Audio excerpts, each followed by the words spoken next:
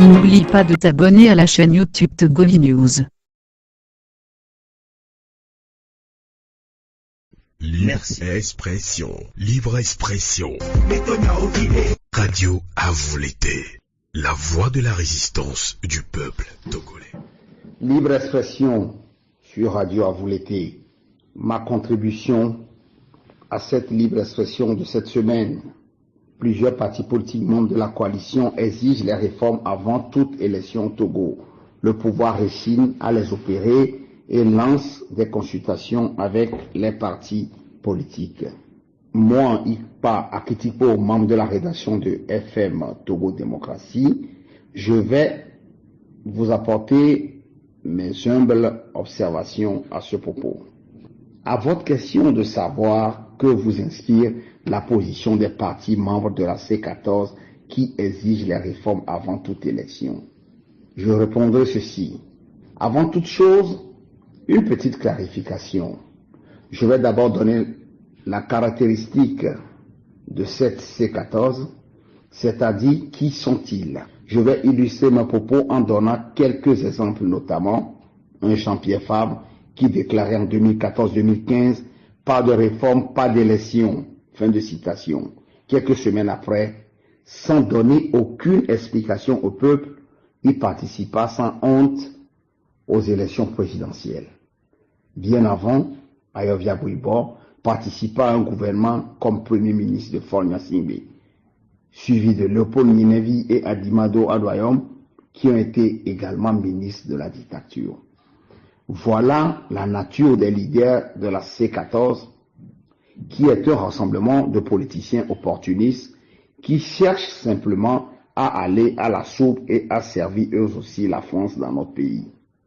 Les démocrates et patriotes sincères doivent se démarquer de ces politiciens et de la C14 pour créer un vaste mouvement démocratique pour mettre fin à la dictature du clan au pouvoir. Les partis membres de la C14 ont une position diamétralement opposée à celle du peuple.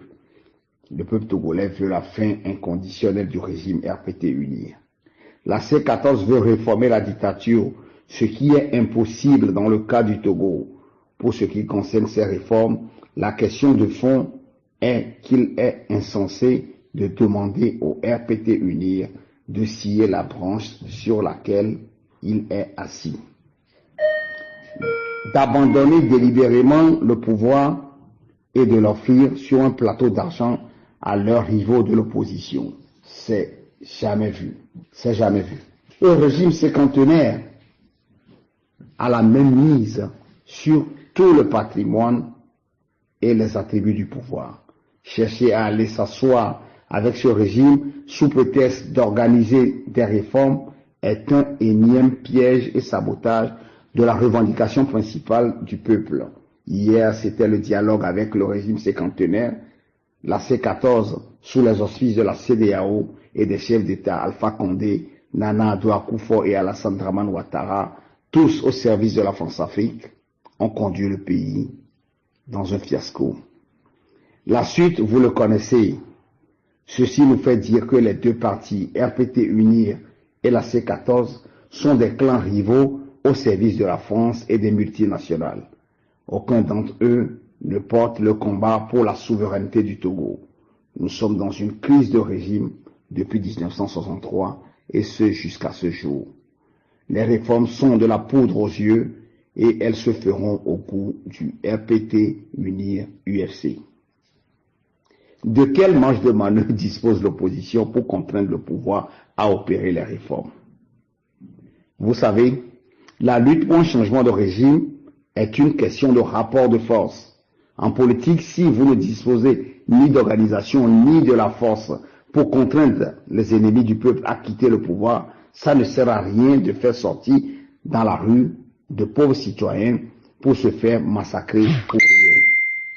Chez nous au Togo, depuis le début du mouvement démocratique en octobre 1990, L'opposition, sous diverses appellations, phare, code, FOD, arc-en-ciel, C14, ne dispose de la force pour mettre fin à cette dictature. Plus grave, elle n'a même pas l'intention de créer cette force-là. Pourquoi une telle attitude face à une dictature? Parce que pour eux, la lutte pour la démocratie doit être l'objet de dialogue, de négociation, de réforme, voire de compromis avec les tenants de la dictature. Or, l'histoire des luttes de peuple a montré qu'on ne peut jamais réformer une dictature. Il faut la détruire de fond en comble.